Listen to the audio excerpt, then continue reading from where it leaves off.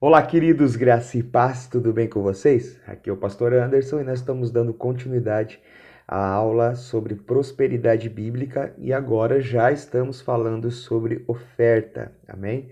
Então, nós passamos uma semana falando sobre dízimos e agora já estamos falando sobre oferta, tá ok? Antes da gente continuar com a aula, só vou pedir para que você curta o nosso vídeo aqui no YouTube, tá? Não lá no nosso grupo de estudos apenas. Aqui no YouTube, você curta o vídeo, é, deixe um recadinho, fale o que você está achando das aulas e tudo. E porque aí o YouTube vai entender que o nosso vídeo ele está sendo relevante e ele vai é, indicar para outras pessoas também, tá bom? Lembrando que no YouTube o vídeo é aberto para todos os públicos, porém algumas coisas é só mesmo para quem está no nosso grupo de estudo, né? Como o esboço da palavra que nós estamos ministrando e também uma tarefa que sempre é opcional, tá? É, Então é isso. Vamos lá então para a segunda aula, em nome de Jesus.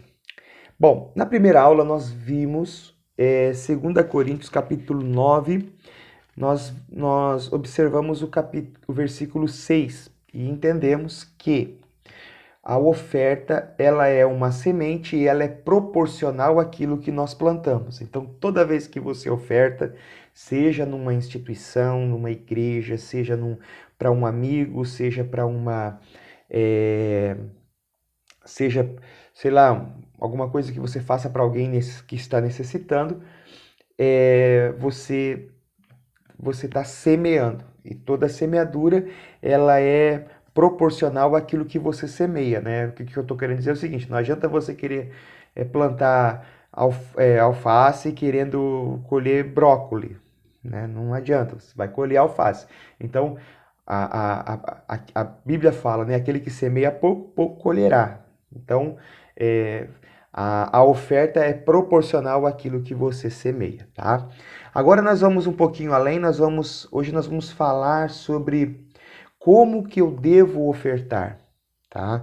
Então, muitas pessoas vão no embalo e tal. Deixa eu perguntar para você já, depois eu vou responder aqui, mas você sabe qual é o valor que você tem que ofertar? Você sabe, se um pastor ele estipula um valor para que você oferte, tá certo à luz do que nós vamos ler aqui? Será? Vamos ver? Então vamos lá. Vamos ler o que está escrito em 2 Coríntios, capítulo 9, desculpa, 2 Coríntios 9, versículo 7. Tá? O versículo 7 diz assim: Cada um contribua segundo propôs no seu coração, não com tristeza ou por necessidade, porque Deus ama a quem dá com alegria. Né? Então, o apóstolo Paulo aqui ele está ensinando aos fiéis dessa igreja, nessa cidade, como eles deveriam ofertar. Então, hoje nós vamos tratar isso. Como devemos ofertar. Primeira coisa que o apóstolo Paulo ele fala aqui: cada um contribua com o que propôs no seu coração. Primeira coisa que nós podemos entender: oferta não tem valor estimado. Olha, você precisa ofertar tanto, você tem que ofertar tanto. Olha, traga uma oferta no valor tal. Não, cada um é livre. A oferta, ela não tem um valor estipulado. A Bíblia diz que cada um deve se analisar, ver suas condições, ver o que você tem de condição e ofertar, tá? Então, a oferta não tem um valor, ela é aquilo que você propõe no seu coração. Não, eu me proponho a ofertar tanto. Você propõe no seu coração e você leva até a igreja. Então, a primeira coisa, oferta não tem valor, tá? Então, a oferta você decide o quanto você vai ofertar. Só que, claro, que você sempre tem que lembrar do versículo que vem antes, que nós vimos na aula passada, né? Aquele que semeia pouco, pouco colhe. né? Porém, não existe uma regra dizendo assim, precisa ser tanto. O dízimo, sim, o dízimo é 10%, né? Daquilo que, à luz daquilo que a Bíblia nos ensina. Mas a oferta, ela não tem um valor estimado, tá bom? Então,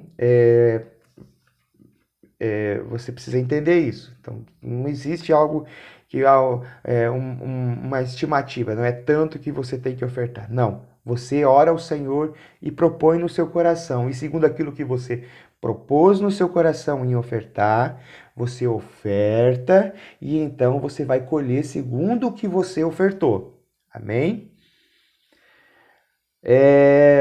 Segunda coisa que nós precisamos entender aqui.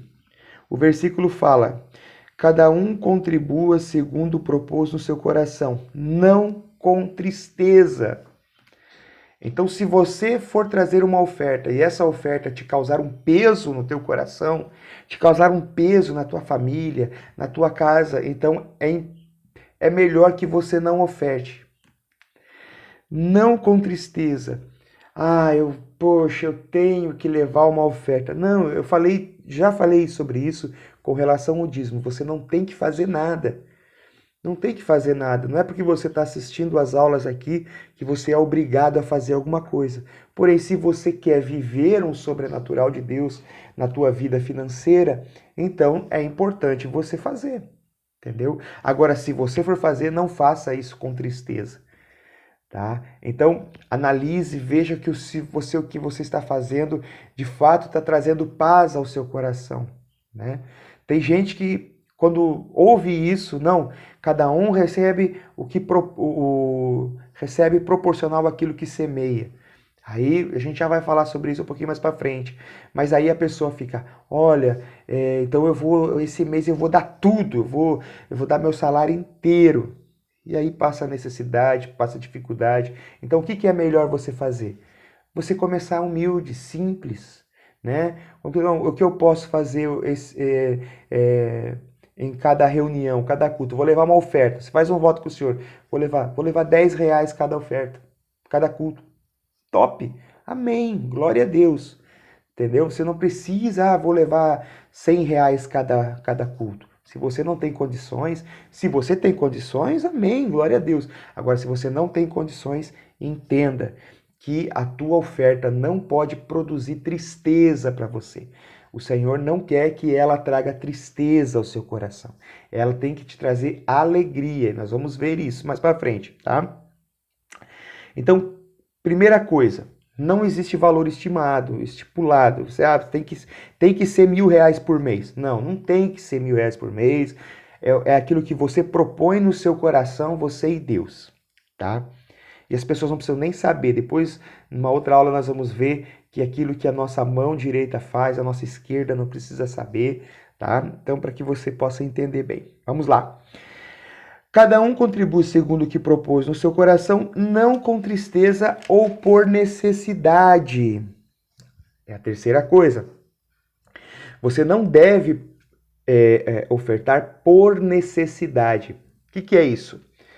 Aqui a gente pode ter duas linhas de entendimento. Primeiro, não, o meu vizinho está passando por uma necessidade, então eu estou com tanto dó dele, com tanta pena dele, que eu vou ofertar na vida dele. Então ele está com essa necessidade, eu vou lá e supro essa necessidade dele com uma oferta. Eu chego lá e falo assim, olha, você está passando por necessidade, então está aqui uma oferta para você. Não. Se nós conhecer alguém que está passando por uma necessidade, observe essa pessoa como uma oportunidade de você fazer justiça na vida da pessoa. Né? Para você ser justo com aquela pessoa. Não por pena, não por dó, não porque tadinho dela está passando por necessidade. Não, mas é porque você vê que essa é uma oportunidade que Deus está te dando de você suprir a necessidade na vida da pessoa. Né?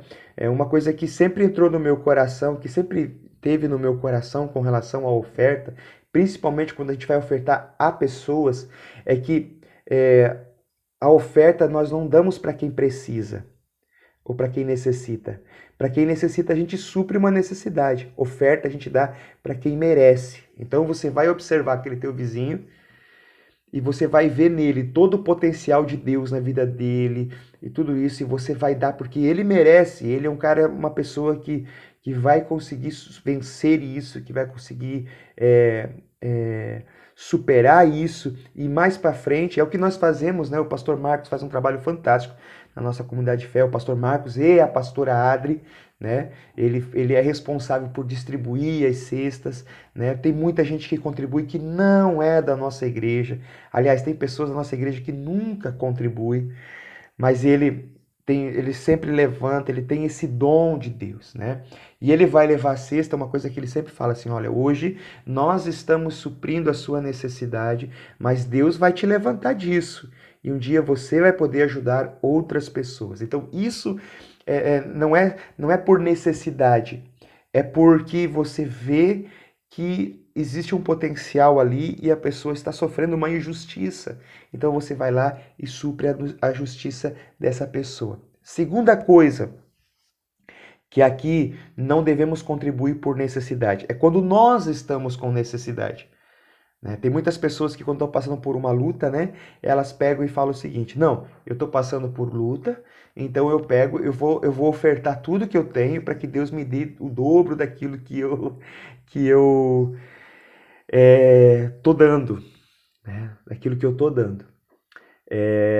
Também está errado, tá? A gente não semeia, não oferta para que a gente possa ser beneficiado depois, tá? A gente semeia e oferta porque a gente precisa entender e fazer justiça sobre vida de pessoas necessitadas, tá? Não porque então é uma barganha com Deus, né?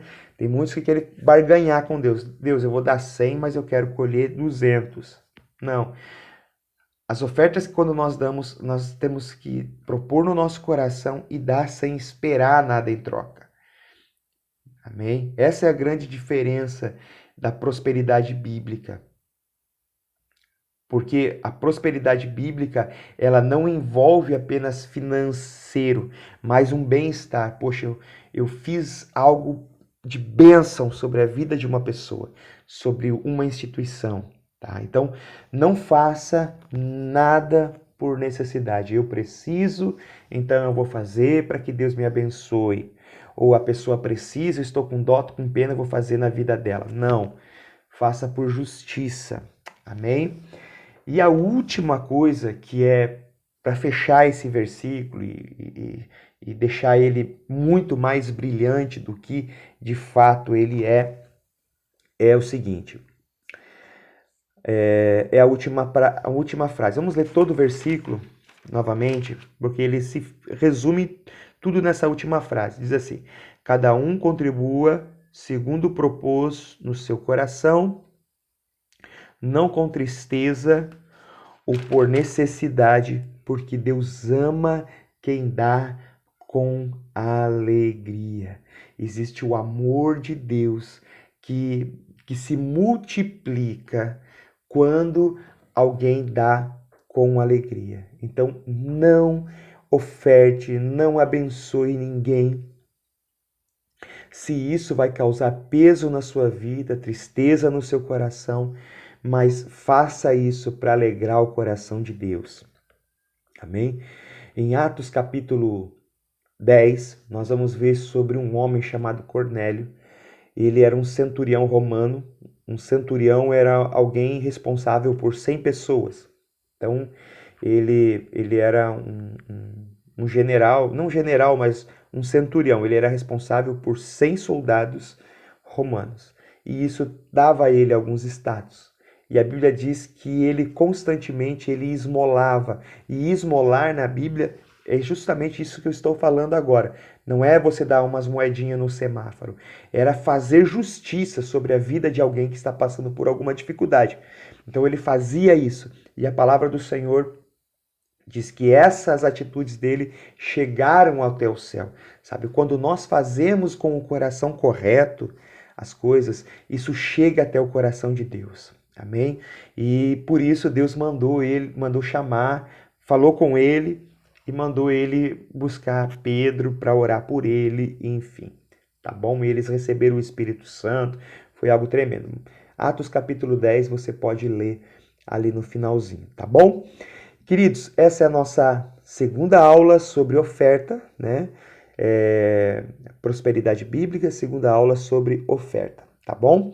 Amanhã nós vamos ter mais uma aula, e daí na sexta mais uma aula, e aí na segunda-feira nós vamos ter uma live no Instagram resumindo tudo isso em nome de Jesus, tá bom? Eu vou postar junto com o vídeo, vou postar também a tarefa do dia, tá? Eu sei que Deus vai falar com você e vai abençoar a sua vida em nome de Jesus, tá bom? Deus abençoe, fique em paz em nome de Jesus.